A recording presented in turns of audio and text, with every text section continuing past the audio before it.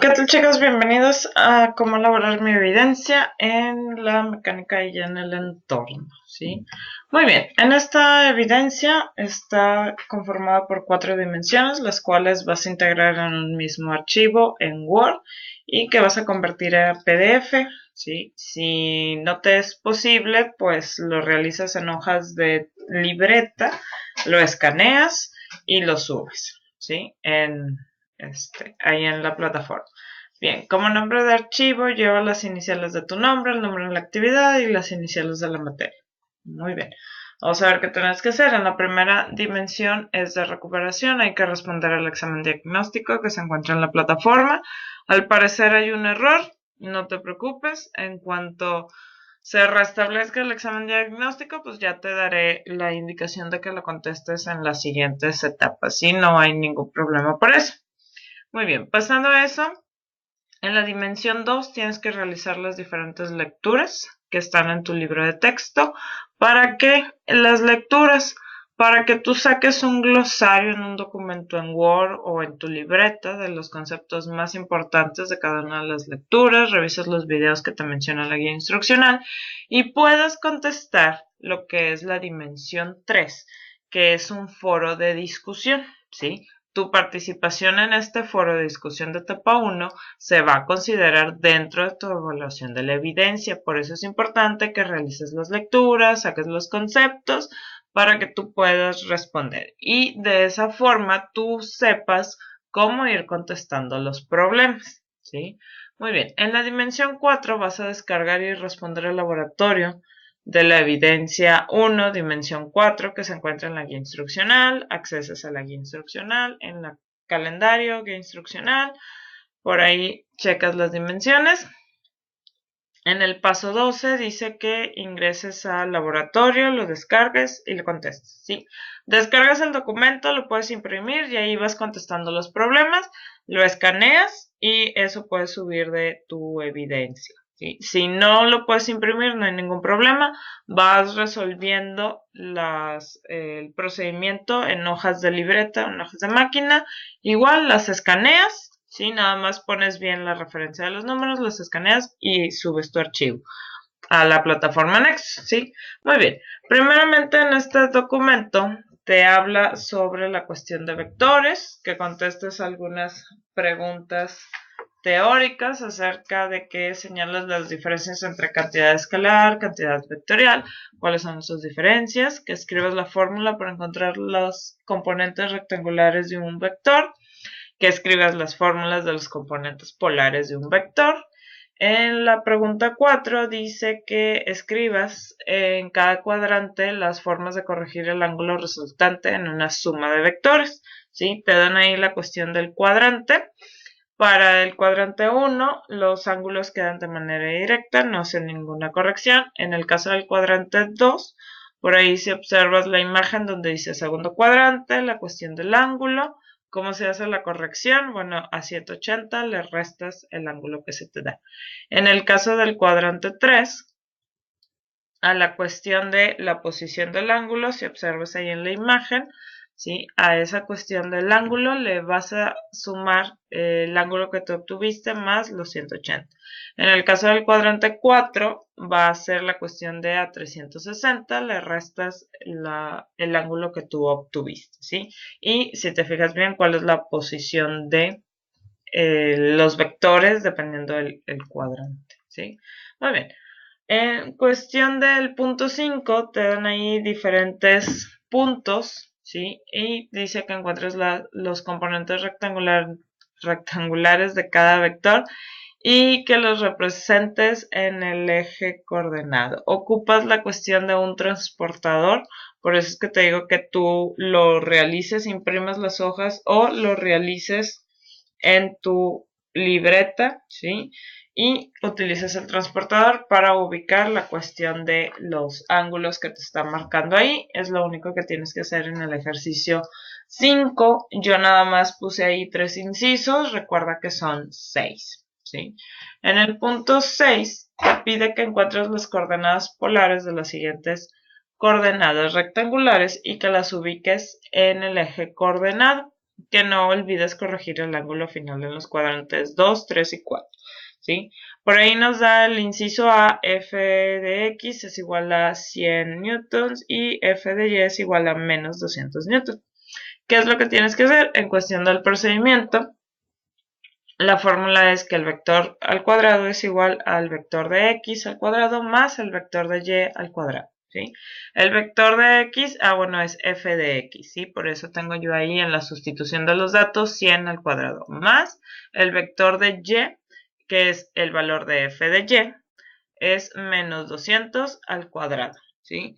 Eso lo elevas al cuadrado, lo sumas y te da un total de 50.000 newtons al cuadrado. Para eliminar la cuestión del cuadrado, tanto en ambos lados de la igualdad, acuérdate que se saca raíz.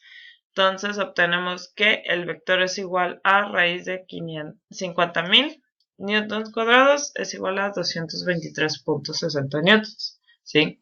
Para sacar la cuestión del ángulo, tenemos por ahí la cuestión de el eje Y es negativo, significa que nos va a quedar en el cuadrante 4.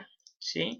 Acuérdate, la cuestión de los ejes X es el horizontal, Y es el vertical, ¿sí? El cuadrante 1, X y Y son positivos, en el cuadrante 2, Y es positiva, X es negativa, en el cuadrante 3, X y Y son negativas, y en el cuadrante 4, X es positiva y Y es negativa, ¿sí? Por eso sé que f de Y es negativa, significa que va a estar en el cuadrante 4, ¿sí? Muy bien. Para sacar el inverso del ángulo, ¿sí? El inverso de la tangente es igual a la suma de lo que es el vector y entre la suma del vector x. ¿Sí? Aquí no tenemos una sumatoria, tenemos ya el resultado total, entonces sustituimos los datos. El ángulo va a ser al inverso de la tangente, ¿sí? Negativo. Va a ser multiplicado por menos 200 entre 100 newtons, esa es la división, y después aplicas la función del ángulo. Acuérdate que eso es en tu calculadora, y te va a dar un ángulo de menos 63.43 grados. ¿Cómo ajustamos el ángulo? Está en...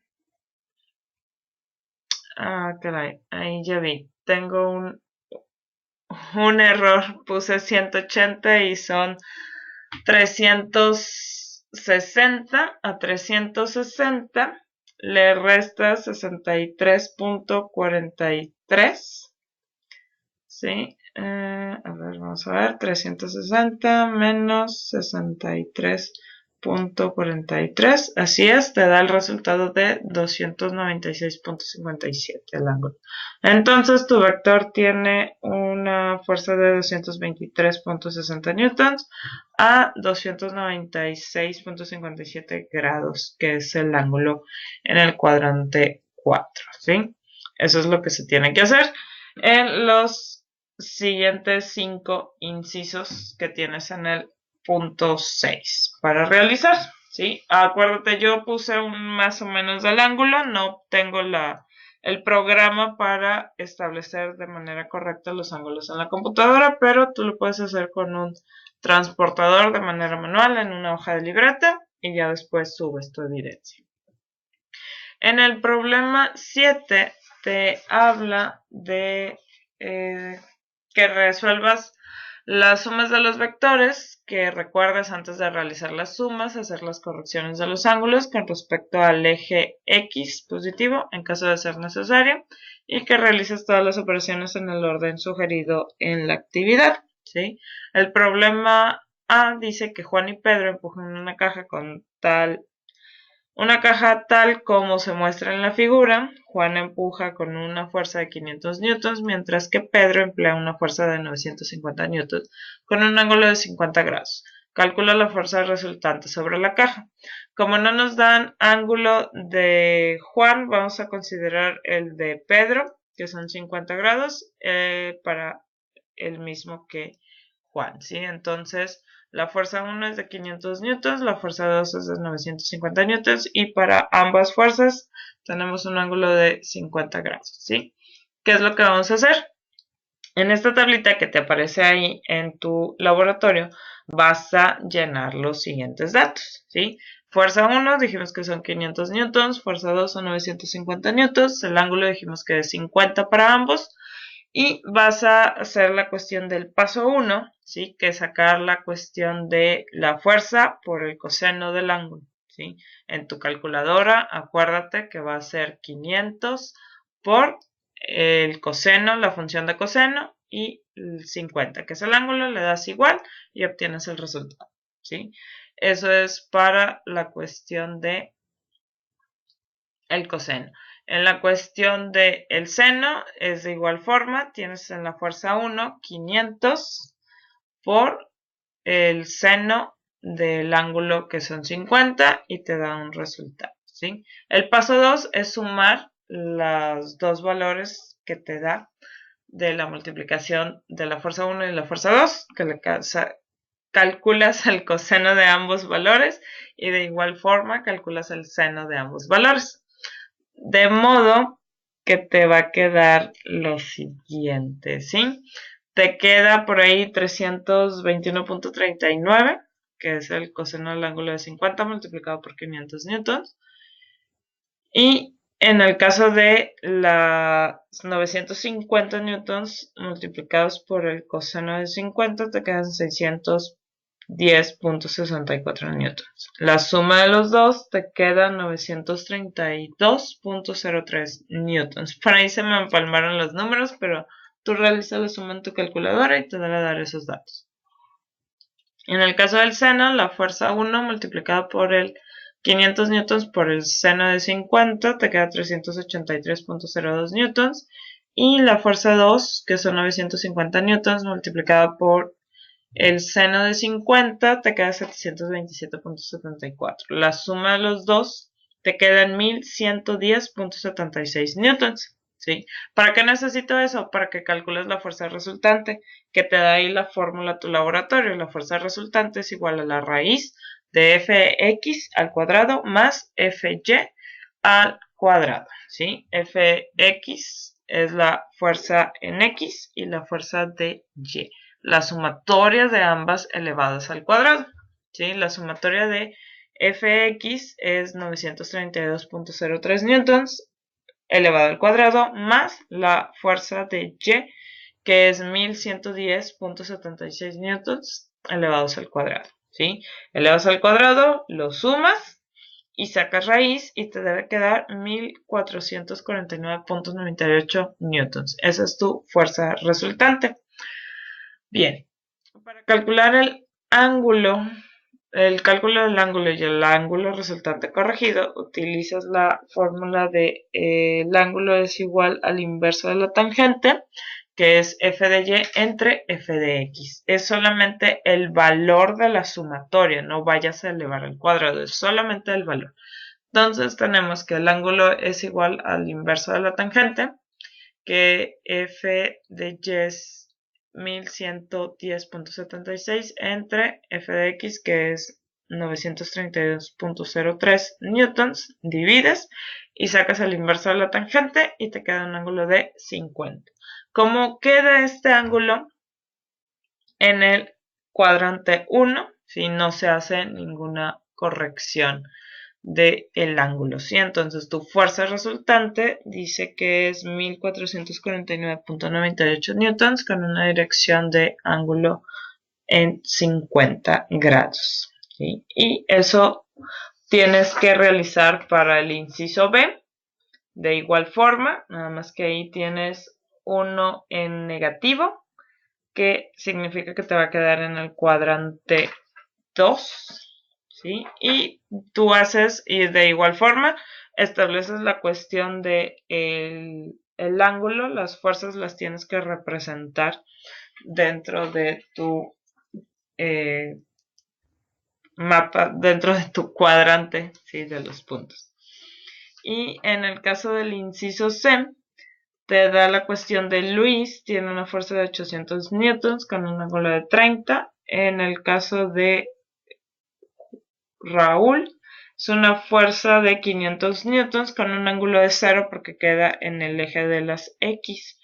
Y en la cuestión de José, como queda en el cuadrante 4, hacemos el ajuste, se lo restamos te dice que son 50 grados, se lo restas a 360, te queda un ángulo de 310. Hacemos el ajuste en 360 menos el ángulo que son 50 porque está en el cuadrante 4. Si tú en la imagen dibujas la cuestión de los ejes X y Y, te observas que José queda en el cuadrante 4, por eso hacemos el ajuste del ángulo. ¿Sí? De igual forma, realizas el procedimiento, calculas la cuestión del coseno y del seno de los ángulos para que puedas hacer la representación gráfica del vector resultante. ¿Sí? En el tema 2 te pide que definas el concepto de velocidad, aceleración, movimiento rectilíneo uniforme. Las definiciones son las del libro de texto. Por favor, evita sacar definiciones de internet. La 4 dice que se llama movimiento rectilíneo uniforme acelerado, ¿sí? Que es aquel en el que el cuerpo se mueve en línea recta con aceleración constante, a diferencia del movimiento rectilíneo uniforme, que es en el que el cuerpo se mueve a velocidad de rapidez constante. Por ahí cambia unas palabritas, ¿sí? En el caso de las 5 dice bajo qué condiciones el vector aceleración va en contra del vector velocidad. Bueno, tiene que ver cuando se cambia la dirección del vector y disminuye la rapidez, ¿sí? Esas son las condiciones en las cuales la aceleración va en contra de la velocidad, ¿sí?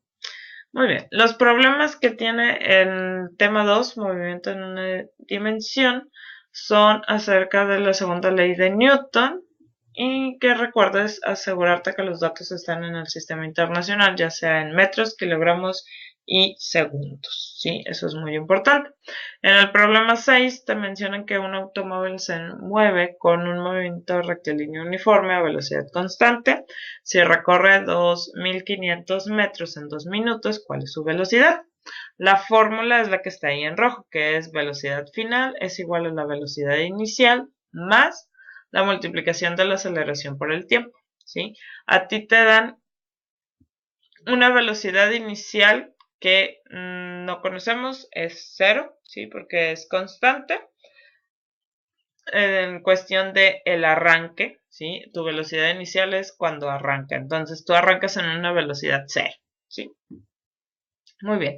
La distancia, perdón, esa es 0, velocidad inicial, más tu aceleración, la aceleración la calculas, la aceleración es igual a 2x entre el tiempo al cuadrado, ¿sí? Por ahí me faltó una forma, que ahorita lo vemos en otros problemas. Tú vas a multiplicar 2 por la distancia, que son 2500 metros, y vas a dividirlo entre 120 segundos. ¿Por qué 120 segundos elevados al cuadrado? Porque tienes que transformar minutos a segundos. Aquí utilizamos la cuestión de segundos, transformamos los minutos a segundos. ¿Cómo lo transformas? Regla de 3 simple. Un minuto tiene 60 segundos y tú tienes 2 minutos. ¿Cuántos segundos tienes? Significa que vas a multiplicar 2 por 60, son 120 segundos. Elevados al cuadrado, ¿sí? Para sustituir en la fórmula, de ahí obtengo el 0.34 metros sobre segundo cuadrado, ¿sí? Esa es mi aceleración. El tiempo, pues ya transformé los minutos a segundos, son 120 segundos. Yo multiplico eso, ¿sí? Y le sumo la velocidad inicial, que es 0, me da una velocidad final de 40.08 metros sobre segundos, ¿sí? Por eso es importante que tú ya hayas leído previamente las lecturas, porque a veces se me puede pasar poner la fórmula o la sustitución de dónde saqué el otro dato, y tú tienes que tener idea de lo que te estoy diciendo de manera verbal, si no visualizas ahí la forma, ¿sí? Muy bien. En los otros problemas yo nada más te puse las fórmulas para que tú sustituyas los datos. Como es en el caso del problema 7, dice un ciclista se mueve con velocidad constante de 15 kilómetros por hora. ¿Qué distancia recorrerá en 3 minutos? La fórmula que vas a utilizar es distancia es igual a la velocidad por el tiempo. el tiempo te dan minutos, tú lo tienes que pasar a horas, ¿sí? Recuerda cómo se hace esa conversión. ¿Estamos? Investígala por ahí porque ya la viste en unidad de aprendizaje anterior. ¿Sí? Tienes que pasar la cuestión de el tiempo a horas. ¿Por qué a horas? Porque tú tienes una velocidad de kilómetros entre horas. ¿Sí? Por eso es que tu tiempo lo tienes que pasar a horas porque esa velocidad ya lo tienes en esas unidades. ¿Sí? Ya que le pasaste el tiempo a horas, sustituyes los datos, que tu velocidad va a ser de 15 kilómetros por hora por tu tiempo, que son 0.05 horas. ¿Sí? Multiplicas y obtienes tu resultado. En el caso del problema 4, dice una persona que se mueve a una velocidad constante de 6 metros por segundo. ¿En qué tiempo recorrerá 4 kilómetros? ¿Sí? ¿Qué vas a utilizar? La misma fórmula del problema anterior, pero vas a despejar tiempo. La velocidad está multiplicando, va a pasar del otro lado dividiendo con la distancia, ¿sí? Solamente se invierte la fórmula, de modo que te queda tiempo es igual a la distancia entre la velocidad. En este caso vamos a transformar la cuestión de tus datos. Tienes una velocidad inicial de 6 metros por segundo y una distancia final de 4 kilómetros. Los 4 kilómetros los vamos a pasar a metros. Regla de 3 simple, un kilómetro tiene 1000 metros, tú tienes 4 kilómetros. ¿Cuántos metros tienes? Entonces 4 por 1000 te queda 4000 metros, ¿sí? Entre un tiempo. Entonces tú vas a dividir los 4000 metros entre los 6 metros por segundo. Se cancelan metros con metros, de modo que te quedan segundos, ¿sí? Y ese tiempo tú lo pasas a horas. ¿Por qué? Porque tienes kilómetros. Tú tienes que pasar ese tiempo a cuestión de horas. Entonces te quedan 666.6 segundos. Lo conviertes a horas, ¿sí? Que la equivalencia es que una hora equivale a 3600 segundos. Si tú tienes 666.6 segundos entre los 3600 segundos, ¿cuánto tiempo tienes expresado en horas? ¿Sí? Eso es lo que tienes que realizar ahí. En el caso del problema 9, dice que un automóvil parte del reposo y acelera. El reposo, estamos hablando que su velocidad inicial es de 0, ¿sí? Y acelera a 1.3 metros por segundo cuadrado por 10 segundos. ¿Cuál será su velocidad final? Entonces, la fórmula de velocidad final es igual a la velocidad inicial más la aceleración por el tiempo. Tu velocidad inicial es 0 porque está en reposo. Vas a multiplicar la aceleración, que es 1.3 metros por segundo cuadrado, por 10 segundos. ¿Sí? Se cancela el cuadrado de segundos con los 10 segundos. ¿Sí? Y de modo que te queda metros por segundo cuadrado. La unidad de medida final. Muy importante que la pongas. ¿Sí? El problema 10 tiene datos incompletos. Es por eso que no te lo pongo en la diapositiva, porque no lo van a realizar. Estamos para que tomen en cuenta ese pequeño detalle. ¿Sí? Además de que la aceleración te la dan en negativo y tienes que checar muy bien los datos. ¿Sí? Entonces, por ende, como está incompleto ese problema, no lo vamos a realizar. En el tema 3, que habla de las leyes de Newton, tienes que anotar la descripción de la primera ley de Newton, la segunda, tercera y ley de Newton y el concepto de fuerza. ¿Para qué?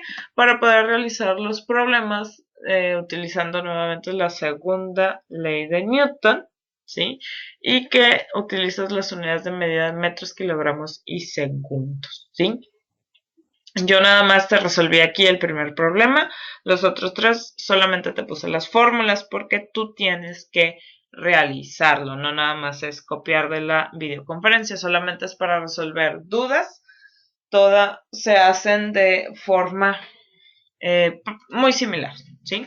Entonces, los datos son los siguientes. En el problema 1 dice que un automóvil de 600 kilogramos se mueve a 80 kilómetros por hora. ¿cuál es la fuerza necesaria para detenerlo completamente en 25 segundos? Nota, debes calcular primero la aceleración que lleva el auto. Tus datos, en los demás problemas no los anoté, pero tú los tienes que anotar. ¿Cuáles son los datos que te dan y las conversiones de unidades? ¿Sí? Te dan una masa de 600 kilogramos, te dan un tiempo de 25 segundos y te dan una distancia, ¿sí? La X es distancia de 80 kilómetros por hora. Bien, la cuestión de la distancia yo la voy a convertir. Tu fórmula para calcular fuerza, ¿sí? Es ahí donde dice fuerza en mayúscula, es igual a m por a. Fuerza es igual a la masa por la aceleración. La fuerza se mide en newtons, tu unidad de medida final siempre van a ser newtons. La masa son kilogramos y la aceleración es metros entre segundo cuadrado. Entonces, la masa la tengo en kilogramos. El tiempo me va a servir para calcular la aceleración. Sí, está en segundos. ¿Cómo calculo la cuestión de la aceleración? La aceleración es esta fórmula que tienes ahí que dice A es igual a 2x entre t al cuadrado, que es la que te mencionaba en el problema 1. En el problema 6 del tema 2, ¿sí?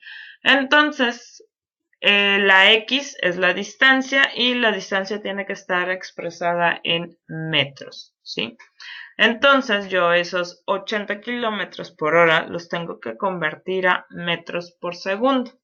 ¿Qué es lo que voy a hacer? La cuestión de 80 kilómetros, un kilómetro equivale a 1000 metros. Si tú tienes 80, ¿cuántos metros tienes?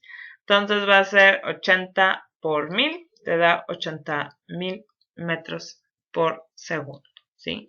Entonces yo ya tengo metros, sustituyo el dato, ¿sí? Solamente voy a usar la unidad de metros. Voy a sustituir 2. X vale 800 metros entre el tiempo que son 25 segundos elevados al cuadrado. Haces la operación y te debe dar una aceleración de 256 metros por segundo cuadrado, ¿sí? Ese dato lo vas a sustituir en la siguiente fórmula, que es fuerza, que es igual a la masa por la aceleración. Tenemos que la masa son 600 kilogramos y la aceleración son 256 metros por segundo cuadrado. Hago la multiplicación y te queda una fuerza resultante de 153.600 newtons. Ya estaba ahí leyendo mal, pero son 153.600 newtons. Esa es tu fuerza final que necesitas para detener un automóvil de 600 kilogramos, ¿sí? Que se mueve 80 kilómetros por hora. Muy bien, eso es lo que se tiene que realizar en el problema 1. En el caso del problema 2, dice que un tráiler de 4 toneladas, esa es la masa, las toneladas las tienes que pasar a kilogramos. Busca las equivalencias en internet, ¿sí? Para que sepas cómo se transforma. Se mueve a velocidad constante. ¿Qué aceleración llevaría si se le administra una fuerza externa de 5000 newtons? ¿Sí? Entonces requieres calcular la cuestión de la aceleración. Te dan la fuerza, acuérdate que son los 5000 newtons, y la masa, que son las 4 toneladas, la tienes que convertir a kilogramos, ¿sí? Para que te quede la aceleración tienes que transformar ahí a metros sobre segundo cuadrado. Es la unidad que te va a quedar. ¿Sí? Bien, de tu fórmula fuerza es igual a la masa por la aceleración. Despejamos aceleración, masa está multiplicando, pasa al otro lado dividiendo a la fuerza. ¿Sí? Ya nada más volteamos la cuestión de la fórmula. ¿Sí? Es lo que vas a realizar en ese problema, muy sencillo. En el caso del problema 3, dice que un automóvil de 250 kilogramos se encuentra en reposo y el inciso A te pide qué fuerza se necesita para acelerarlo con 1.2 metros por segundo cuadrado. Ahí solamente vas a sustituir los datos en la fórmula de fuerza es igual a masa por aceleración. que son 250 kilogramos por 1.2 metros por segundo cuadrado, y obtienes el total de la fuerza. Por ahí me faltó el inciso B, no sé realmente por qué no aparece, debería aparecer, pero no está. Bueno, en el inciso B te pide que calcules la distancia que recorres si la fuerza se aplica durante 10 segundos. Tú obtienes el dato de la fuerza. Bueno, en realidad el inciso A es independiente del inciso B, ¿sí? Tú necesitas calcular distancia final, que es igual a la distancia inicial, que es 0, porque te dice que está en reposo. Tu velocidad inicial, de igual forma, es 0, ¿sí? Multiplicado por el tiempo, que son 10 segundos, más un medio que multiplica a la aceleración por el tiempo al cuadrado, ¿sí? Eso es lo que tienes que realizar. Por ahí en el foro de dudas alguien preguntó cómo se resolvía ese inciso. Chécalo ahí, por favor, para que veas la fórmula que le anoté a tu compañera, que no sé por qué no aparece aquí en la diapositiva, ¿sí? Pero bueno, eso sería todo en cuestión de la elaboración de la evidencia, ¿sí? Así que muchas gracias, y cualquier duda en el foro de dudas de la etapa 1, y recuerda hacer tu participación en el foro de discusión.